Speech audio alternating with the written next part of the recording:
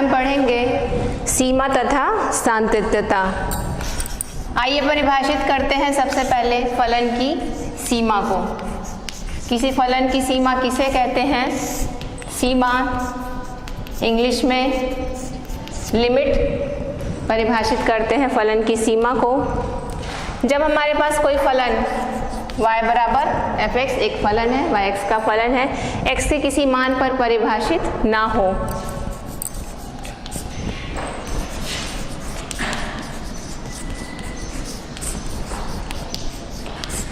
मान लेते हैं x बराबर a पर दिया गया फलन fx परिभाषित नहीं है।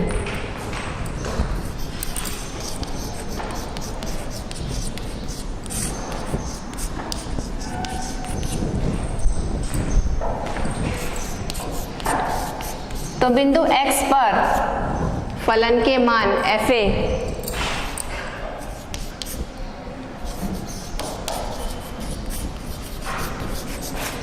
का कोई अर्थ नहीं होता है। ऐसी स्थिति में हमें क्या करना चाहिए?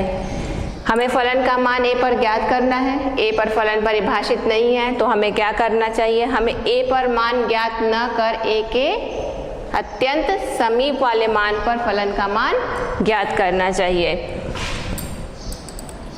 तो ऐसी स्थिति में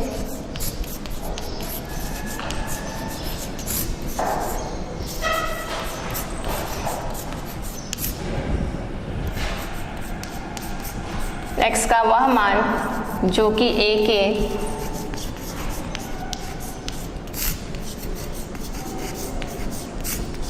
अत्यंत समीप हो पर हमें फलन का मान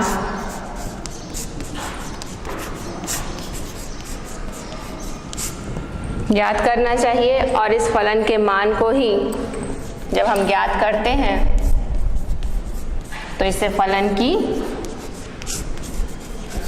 सीमा कहते हैं।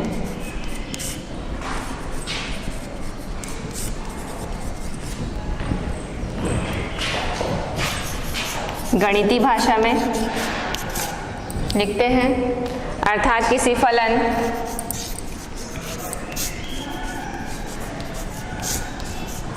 y बराबर fx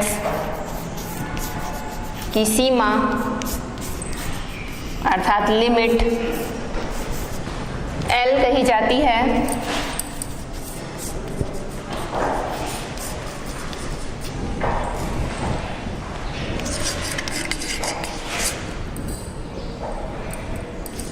यदि x एक ही ओर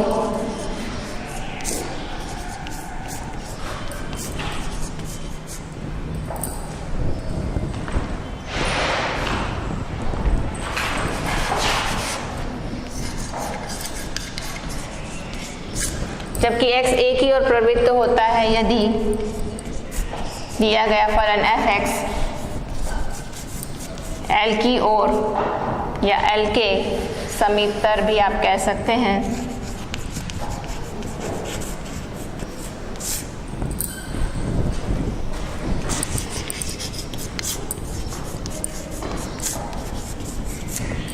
L के समीपतर मान पर यह पहुंच जाता है तो इसे हम फलन की सीमा कहते हैं। इसे हम लिखते हैं limit x tends to a fx बराबर L। इसे हम लिखते हैं limit x tends to a fx बराबर L, जहाँ x tends to a, x tends to a का अर्थ है x a की ओर प्रवृत्त है, x a की ओर जा रहा है।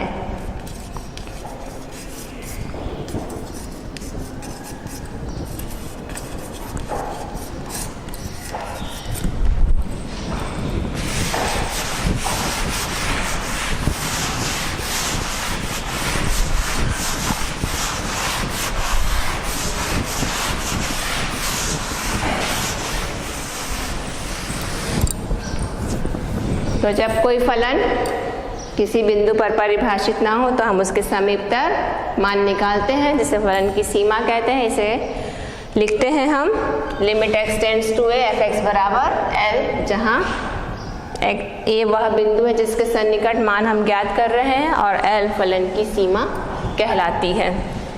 आइए इसके कुछ प्रमेय देखते हैं।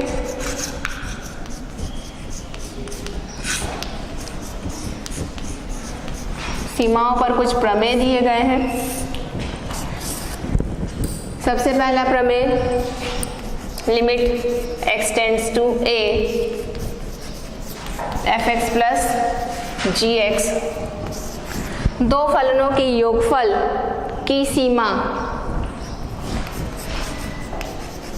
Limit x tends to a f x धन limit x tends to a gx के बराबर होता है। दो फलनों के योगफल की सीमा दोनों फलनों के सीमाओं का योगफल होता है। सबसे पहला प्रमेय सीमा का, दो फलनों के योगफल पर हम सीमा लें या दोनों फलनों की सीमा अलग अलग लेकर फिर उनका योगफल करें, इन दोनों का मान समान होता है। दूसरा प्रमेय, दो फलनों के अंतर की सीमा, यदि हमारे पास दो फलन f(x) और gx हैं तो इन दोनों फलनों के अंतर की सीमा दोनों फलनों की सीमाओं limit x tends to a f(x) minus limit x tends to a gx के बराबर होता है। दो फलनों के अंतर की सीमा दोनों फलनों की सीमाओं के अंतर के बराबर होता है। तीसरा प्रमेय गुणनफल के लिए लिखेंगे।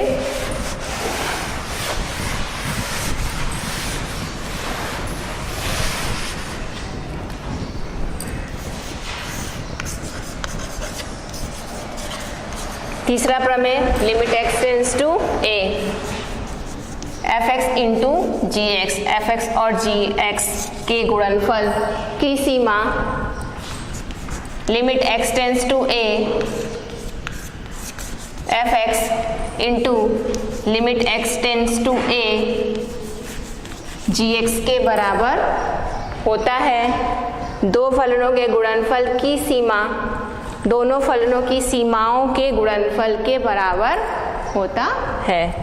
चौथा प्रमेय limit x tends to a f(x) by gx बराबर होता है limit x tends to a f(x) by limit x tends to a gx, अर्थात दो फलनों के भागफल की सीमा फलनों की सीमाओं के भागफल के बराबर होता है। और एक आखिरी प्रमेय इस पर देखिए, अचर गुणनफल के लिए है। Limit x tends to a हो तो एक अचर c का फलन से गुणनफल बराबर होता है, अचर को हम बाहर निकाल दें यदि, तो limit x tends to a f(x) के, अर्थात एक अचर से यदि गुणा है फलन में तो अचर गुणनफल पर लिमिट लेना, पर सीमा लेना बराबर होता है, अचर को हटा दिया जाए, सीमा फलन की सीमा x is equal to a पर का अचर से गुणनफल के बराबर होता है। तो ये आपने देखा फलन पे जो फलन की जो सीमाएं हैं उन पर ये 5 प्रमेय होते हैं। आइए अब ज्ञात करते हैं कि विधियां देखते हैं कि किस प्रकार हमें फलन की सीमाओं को ज्ञात करना चाहिए। कुछ विधियां हैं।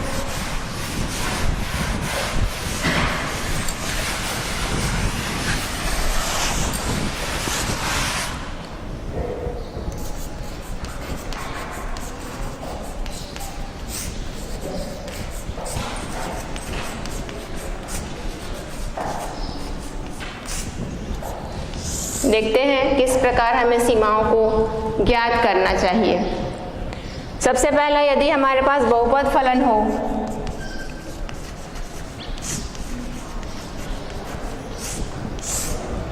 यदि y बराबर f(x) एक बहुपद फलन हो, x की घात n का बहुपद यदि हम ले लेते हैं तो इसे हम लिख सकते हैं a0 plus a1x plus a2x² plus a3x³ से लेकर an xn घात n का एक बहुपद है। यदि इस तरह का फलन हमारे पास है तो इसकी सीमा हमें कैसे ज्ञात करनी चाहिए? तो बहुपद फलन की सीमा ज्ञात करने के लिए डायरेक्ट मेथड है, हमें x का मान x बराबर a रख देना चाहिए। उदाहरण के लिए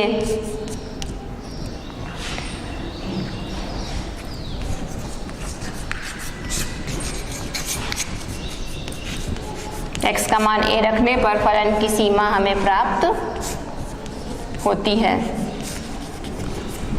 उदाहरण के लिए यदि हमारे पास एक प्रश्न है, limit x tends to 0 3x² plus 5x plus 1, 3x² plus 5x plus 1 एक बहुपद है, घात 2 का बहुपद है, x की अधिकतम घात 2 है। इस सीमा को हल करने के लिए हमें क्या करना चाहिए? इस सीमा को हल करने के लिए हमें सीधे x का मान 0 रख देना चाहिए, या सीमा लेने पर या लिमिट लेने पर, या इसी को हम कहते हैं x बराबर 0 रखने पर हमें फलन की सीमा प्राप्त हो जाती है। क्या होगा जब x का मान हम 0 रख देंगे? 3 0 का वर्ग धन 5 0 धन 1, और हमें फलन की सीमा का मान 1 प्राप्त हो जाता है।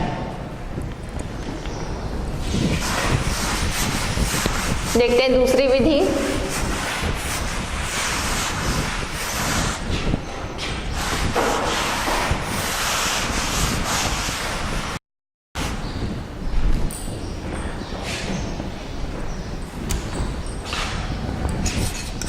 दूसरी विधि है गुणनखंड विधि।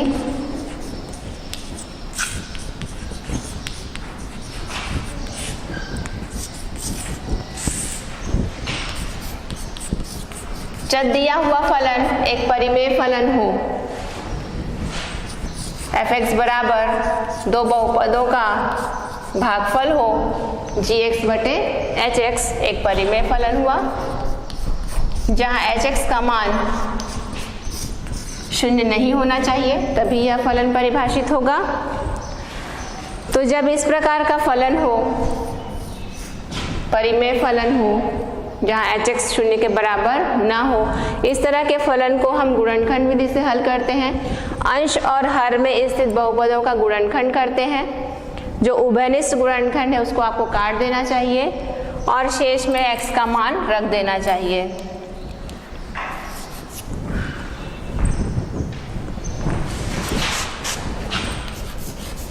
gx तथा hx अंश और हर के जो पद हैं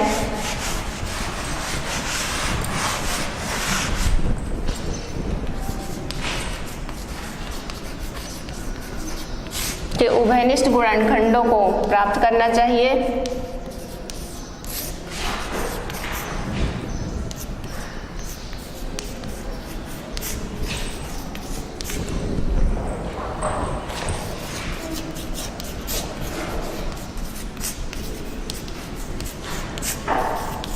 उसे आप कैंसिल कर देंगे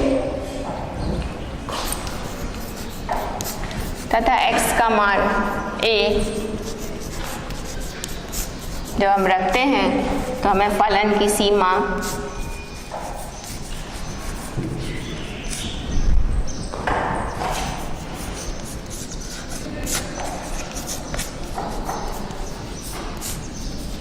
प्राप्त हो जाती है।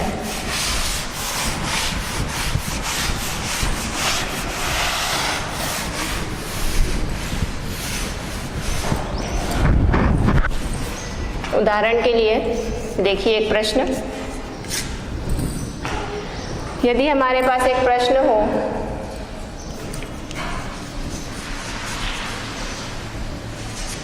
लिमिट x की 2 है, x² - 5x + 6 और हर में है मान लीजिए x² - 4। यह एक परिमेय फलन है, अंश भी एक बहुपद है, हर भी एक बहुपद है। किस प्रकार इसे हल करना चाहिए?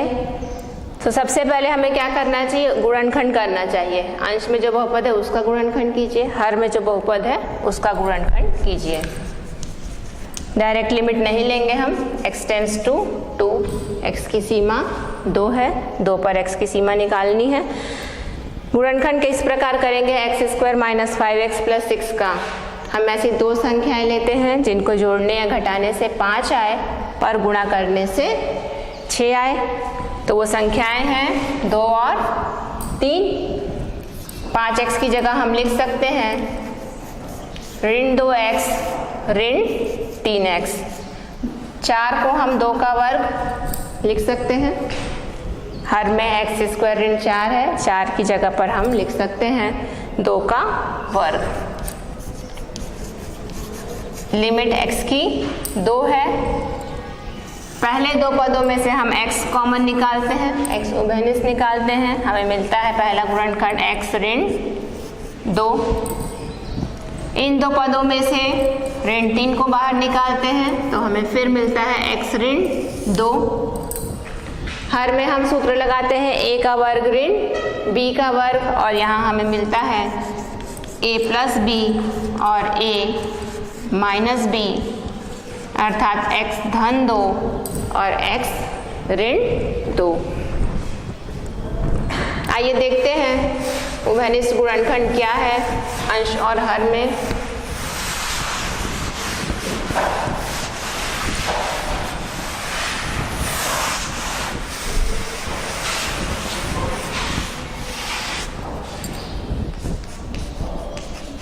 Limit x tends to 2, x a की ओर प्रवृत्त है, x ऋण 2।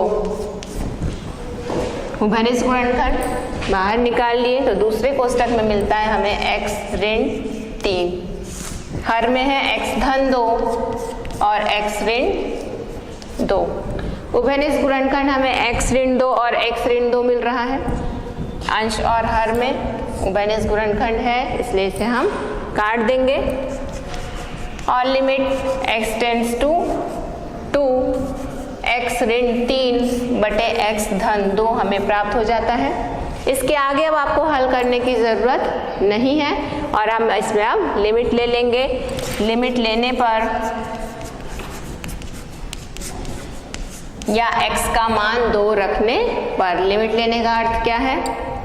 x का मान 2 रखने पर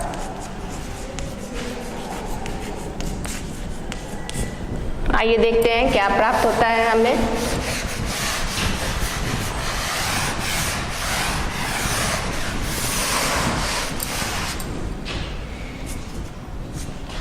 x की जगह पर 2 रख दीजिए, 2 ऋण 3 बटे 2 धन 2।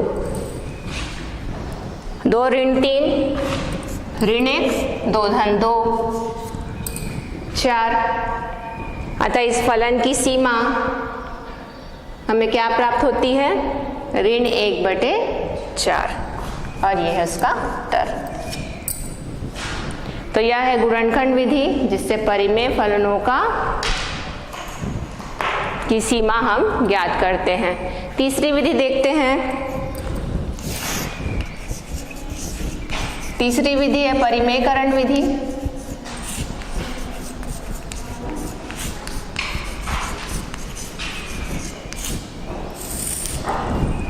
आइए देखते हैं परिमेयकरण विधि क्या है।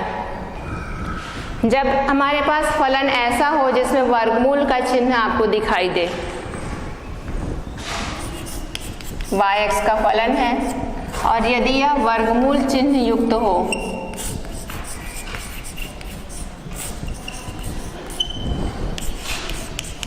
अर्थात फलन में यदि वर्गमूल का चिन्ह आपको दिखाई देता है तो तुरंत उसका आपको परिमेयकरण कर देना चाहिए।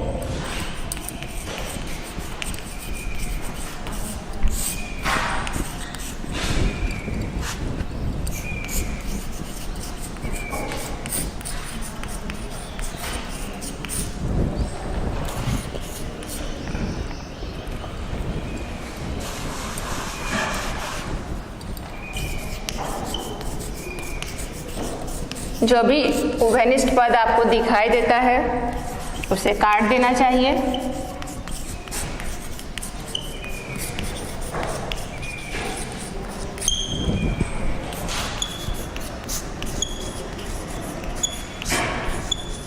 तथा फलन का मान x = a पर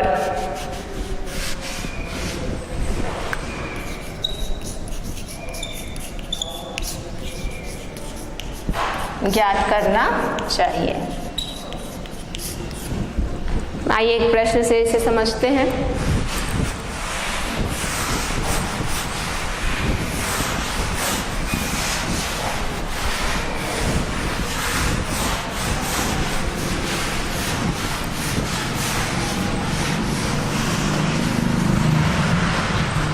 उदाहरण के लिए एक प्रश्न लेते हैं। yx का फलन है जिसमें वर्गमूल का चिन्ह है। वर्गमूल के अंदर है 2 + x माइनस वर्गमूल के अंदर है 2 - x।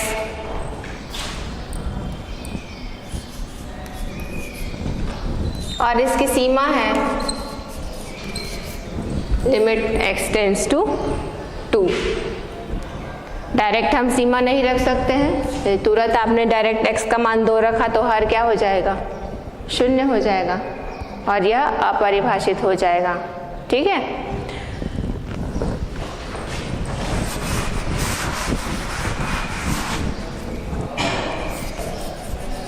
इसी प्रकार यदि इस तरह का आपको ना भी दिखे नीचे, सिर्फ x हो पर लिमिट हो x की 0, तो भी आपको परिमेयकरण करना चाहिए। x का मान हम सीधे नहीं रख सकते हैं 0 रखा तो यह फलन क्या हो जाएगा? अपरिभाषित हो जाएगा। तो ऐसी स्थिति में इस तरह के फलनों का हमें क्या करना चाहिए? पहले परिमेयकरण कर देना चाहिए। परिमेयकरण करना आप पहले भी छोटी कक्षाओं में कर चुके हैं। जब 2 पद वर्गमूल के चिन्ह के अंदर है, बीच में ऋण का चिन्ह है, अंश का परिमेयकरण हो रहा है तो बीच में ऋण है तो धन चिन्ह से विपरीत चिन्ह के पद से इसका गुणा करेंगे। आइए करते हैं परिमेयकरण। लिमिट साथ में चलती रहेगी। लिमिट x की है 0, वर्गमूल के अंदर 2 धन x, ऋण वर्गमूल के अंदर है 2 ऋण x, बटे में है x। परिमेयकरण करने के लिए वर्गमूल के अंदर 2 धन x, ऋण की जगह आ जाएगा धन, वर्गमूल के अंदर 2 ऋण x का गुणा, वर्गमूल के अंदर है 2 धन x, धन, वर्गमूल चिन्ह के अंदर 2 ऋण x। परिमेयकरण करते हैं।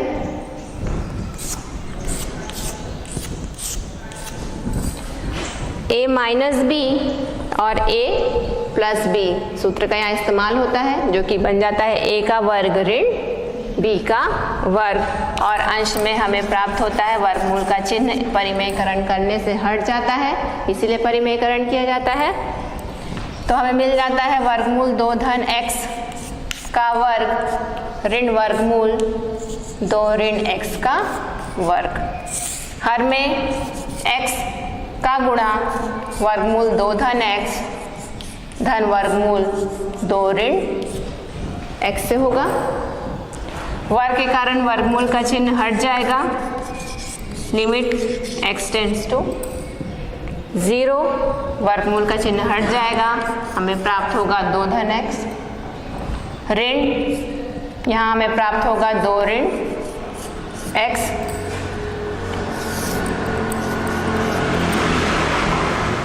बटे में x,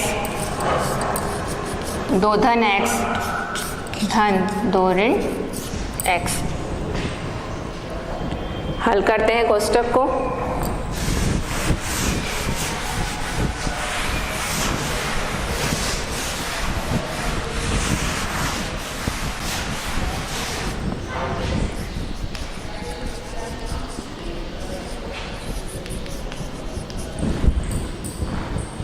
इस कोष्टक को हटाते हैं तो ये ऋण 2 हो जाएगा और धन x, x वर्गमूल के अंदर 2 धन x, धन वर्गमूल के अंदर 2 ऋण x। फिर से देखते हैं हम 2x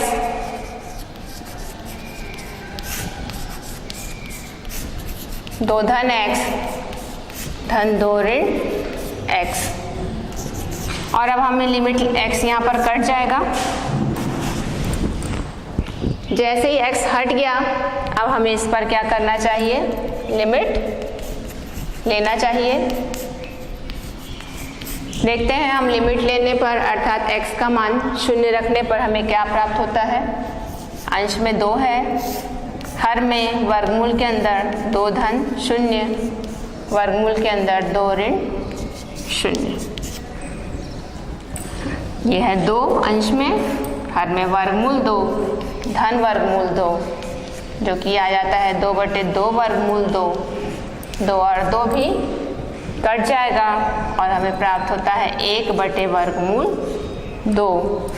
इस फलन की सीमा 1 वर्गमूल 2 होगी और यह इसका आंसर उत्तर।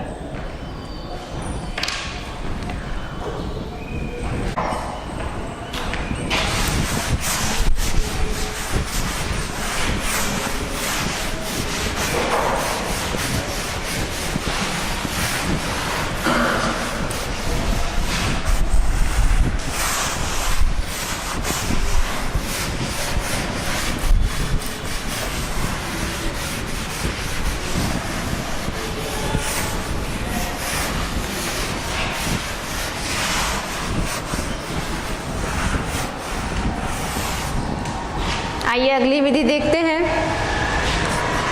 सीमाओं को ज्ञात करने की प्रतिस्थापन विधि।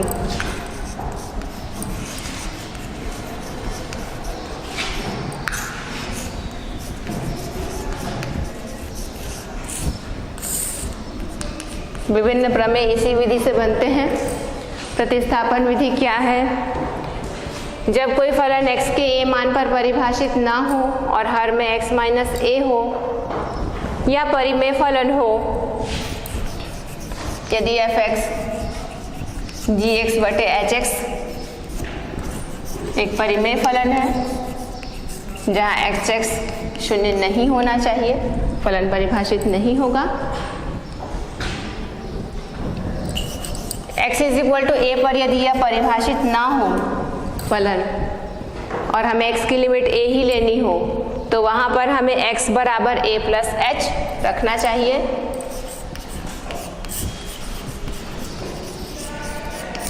प्रतिस्थापन कर देना चाहिए x का मान a प्लस h रखना चाहिए,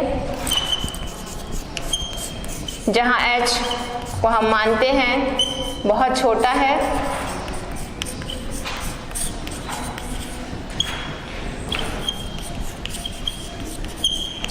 लेकिन h 0 के बराबर नहीं है, जहाँ हम h को क्या मानते हैं, बहुत छोटा मान है लेकिन 0 के बराबर नहीं है। अर्थात x और h में हम संबंध निकालते हैं कि जब x a की ओर प्रवृत्त होगा, x जब a के समीपतर मान रखेगा, x जब a के निकटतम आएगा, a की ओर प्रवृत्त होगा या a के बराबर लगभग हो जाएगा, तो h का मान 0 की ओर प्रवृत्त होगा। तो हम लिमिट को बदल देते हैं, फलन की सीमा बदल जाती है। जब x टेंड्स टू a है तो h टेंड्स टू 0 हो जाता है। इस प्रतिस्थापन विधि से हम विभिन्न प्रमेयों को बनाते हैं। आइए बनाते हैं एक प्रमेय। सबसे पहला प्रमेय, लिमिट x की a है,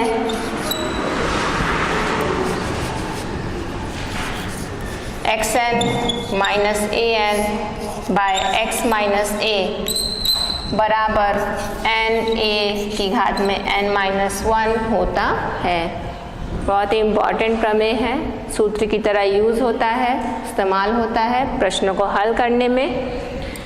तो पहला प्रमेय लिमिट x की a है, xn x की घात में n ऋण a की घात में n बटे x ऋण a बराबर होता है n a की घात में n माइनस 1। आइए इस प्रमेय को सिद्ध करते हैं,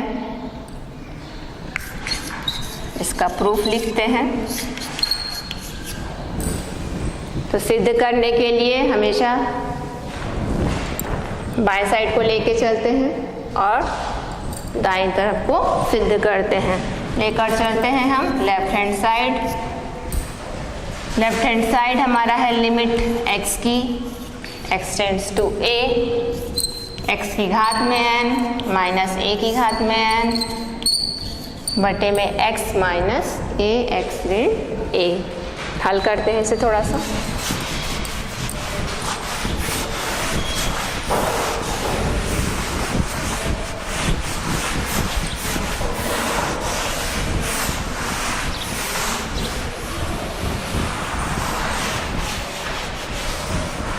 आइए इसे प्रतिस्थापन विधि से हल करते हैं। और प्रतिस्थापन विधि से हल करने के लिए हम सीधे तो x का मान a रख नहीं सकते हैं, x जैसे ही हमने a रखा फलन अपरिभाषित हो जाएगा, इसलिए इसे प्रतिस्थापन विधि से हल करते हैं। और हम इसमें x का मान a प्लस h रखते हैं। तो मान लीजिए माना x बराबर a प्लस h है, तो हमें लिमिट प्राप्त हो जाती है फलन की। जब x टेंड्स टू a होगा, जब x a की ओर प्रवृत्त होगा, तब h शून्य की ओर प्रवृत्त होगा। हम लिख सकते हैं जब x टेंड्स टू a तब h टेंड्स टू 0 होगा। Limit h tends to 0, x जब a की ओर है तो h 0 की ओर है, इसलिए x टेंड्स टू a को हमने किस में बदल दिया, h टेंड्स टू 0। x का मान हम रखते हैं a प्लस h घात में n ऋण an बटे में फिर x का मान है a प्लस h ऋण a।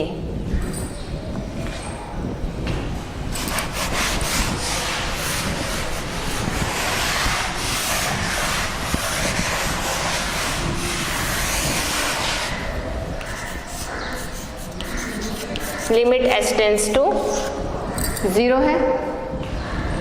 a प्लस h की घात में n, a को आप बाहर निकालिए। जब a प्लस h में से a बाहर निकलेगा तो a अपनी घात के साथ बाहर निकलेगा, तो a की घात n बाहर निकला, a की जगह पर 1 हो जाएगा, h की जगह पर हमें प्राप्त होगा h बटे a। h बटे a क्यों प्राप्त होगा, यहाँ पर a नहीं है, a नहीं है तो हम समझते हैं कि a का हमने गुणा भी कर दिया और भाग भी कर दिया। जो गुणा में पद है ऊपर वाला वह तो उभयनिष्ठ निकल गया है, तो क्या बचा है, भाग में जो a था वह बचा हुआ है।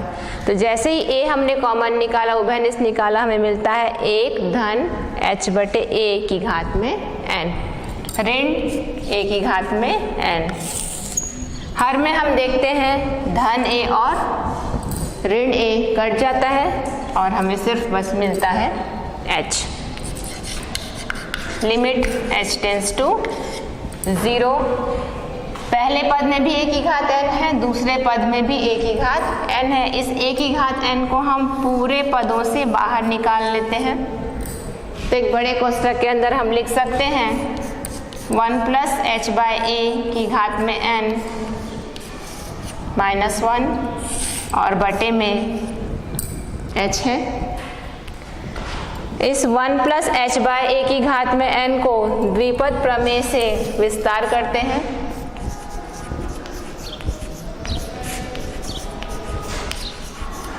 हम जानते हैं द्विपद प्रमेय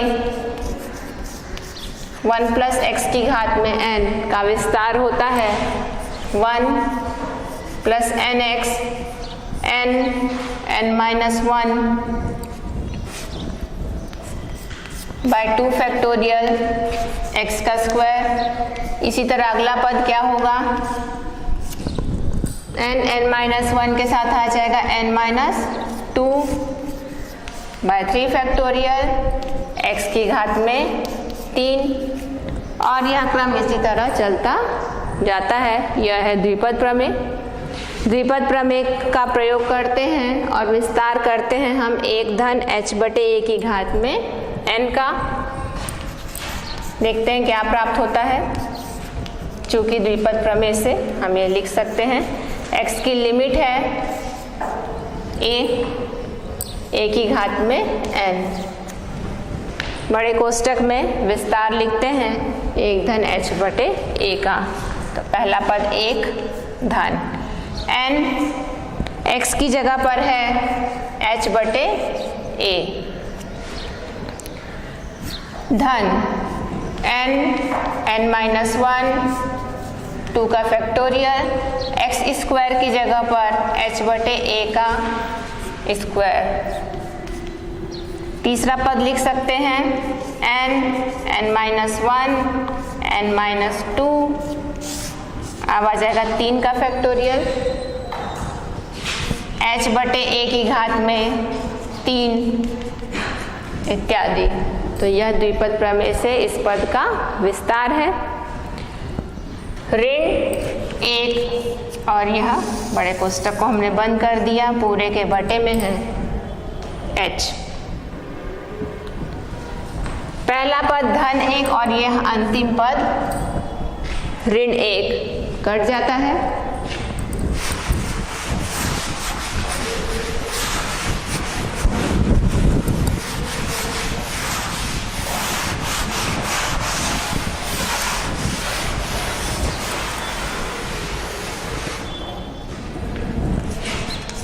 limit x tends to a है a की घात में n। पहला 1 और अंतिम ऋण 1 कट चुका है।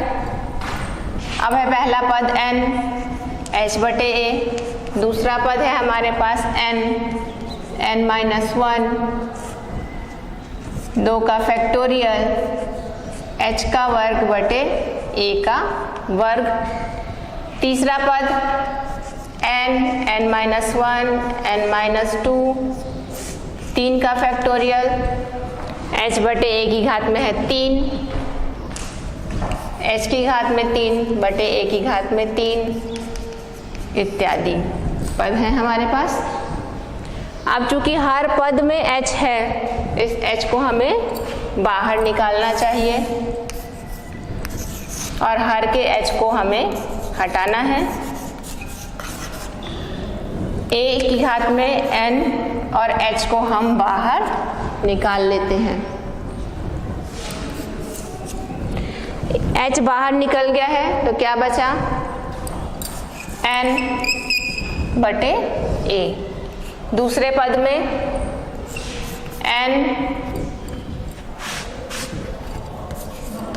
n-1 2 का फैक्टोरियल एक h बाहर निकल चुका है तो h/a²। तीसरे पद से भी एक h बाहर निकाल देते हैं तो n-1 n-2 3 का फैक्टोरियल h का वर्ग बटे a की घात में 3 इत्यादि पद हमें प्राप्त होते हैं तथा हर में है h। यह h इस हर के h को काट देगा, कैंसिल कर देता है और जैसे ही ये h हटा हमें फलन पर लिमिट ले लेना चाहिए।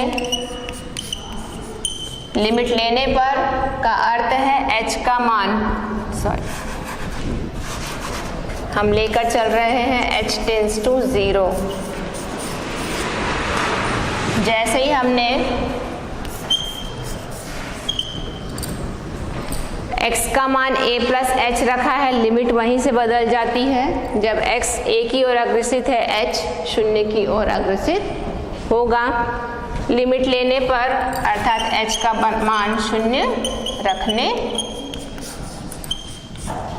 पर आइए देखते हैं क्या प्राप्त होता है हमें। जहाँ जहाँ h है वहाँ पर 0 रख दीजिए।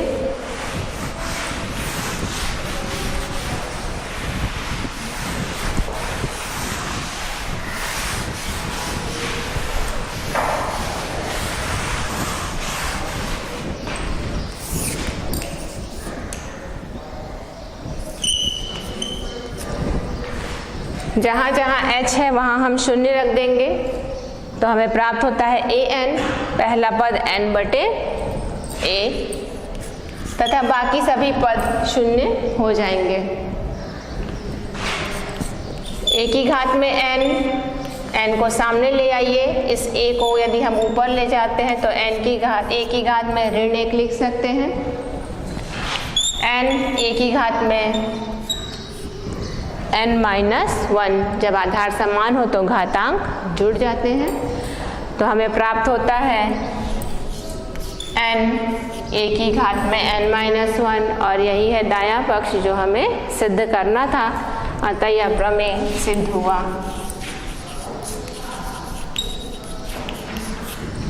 इसलिए हम लिख सकते हैं limit x tends to a xn minus an बटे में हो x माइनस a, तो यह सदैव बराबर होता है n a की घात में n-1 के। और इस प्रमेय को अब हम सूत्र की तरह इस्तेमाल करते हैं प्रश्नों को बनाने के लिए। उदाहरण के लिए देखते हैं प्रश्न।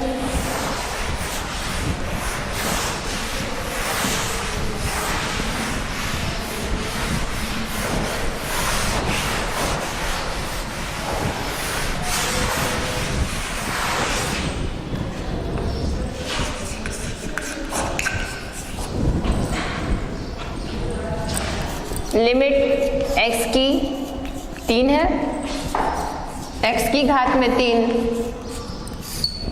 ऋण 27 बटे x ऋण 3 का मान ज्ञात कीजिए।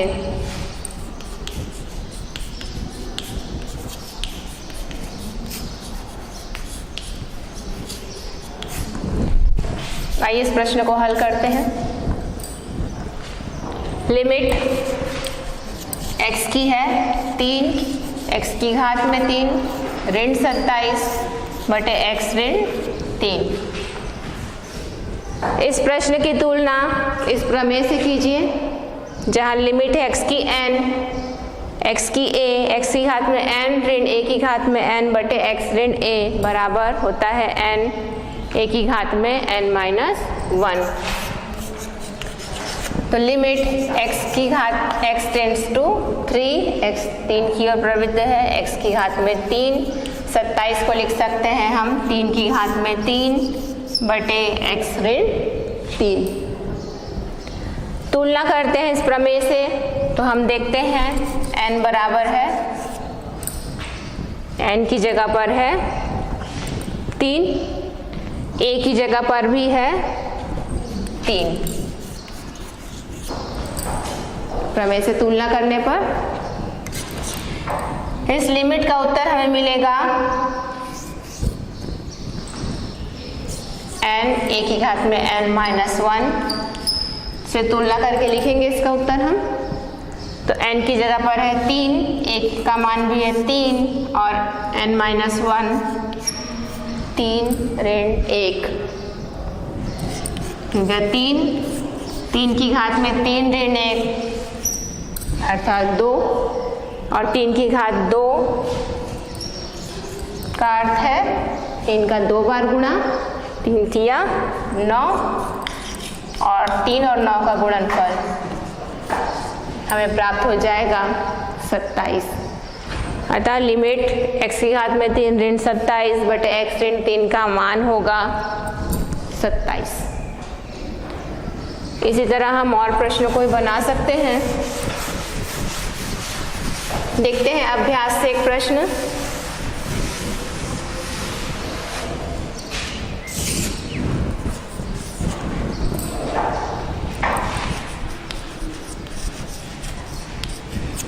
लिमिट x की है 4,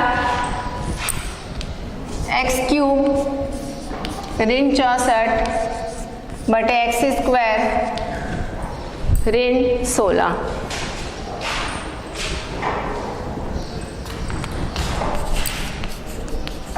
हल करते हैं इस प्रश्न को। लिमिट x की है 4, 64 को 4 की घात में लिखते हैं यदि हम, तो लिख सकते हैं 4 की घात में 3 और 16 को लिख सकते हैं 4 की घात में 2। हम तुलना करना चाहते हैं इसकी, x की घात में n ऋण an बटे x ऋण a से, जहाँ लिमिट हो x की a। तो इसका मान होता है n, a की घात में n माइनस 1। इससे तुलना करके जब इसे हम बनाना चाहते हैं तो x की घात में 3 ऋण 4 की घात में 3 बटे में होना चाहिए x ऋण 4, तब हम इससे तुलना कर सकते हैं। x ऋण 4 नहीं है तो हम x ऋण 4 से इस दिए गए फलन को गुणा भी कर देते हैं और भाग भी कर देते हैं। लिमिट x की है 4, x की घात में 3 ऋण 4 के घात में 3। ये जो हर का x ऋण 4 है इसके नीचे लिख लीजिए,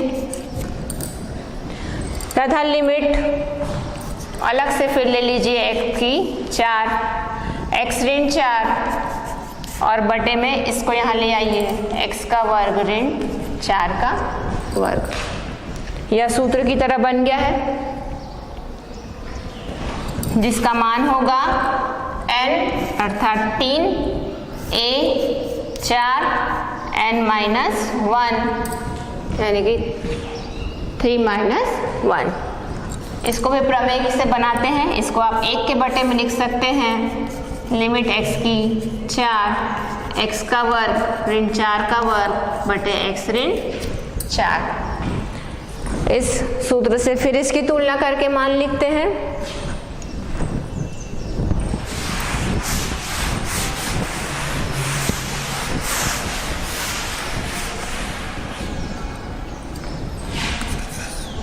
पहला मान हमें प्राप्त हो चुका है 3, 4 की घात में 3 ऋण 1 अर्थात 2। 1 के बटे में इस लिमिट का मान हमें मिलेगा n अर्थात 2 a 4 2 ऋण 1 घात में 3 4 का वर्ग 16 बटे में 2 और 4 की घात में 1 अर्थात 4। 3 है, 16 है, नीचे 2 है और 4 है। अंकों को काट देते हैं जो कट रहा है, तो हम 4 से काट सकते हैं 16 को 4 बार में, 2 से काट देते हैं 4 को तो 2 और 3 का गुणा हमें मिल जाता है 6। तो यह इस लिमिट का मान होगा 6। तो इस प्रकार हमने देखा सूत्र xn ऋण an बटे x ऋण a बराबर n a माइनस n-1 सूत्र से संबंधित कुछ प्रश्नों को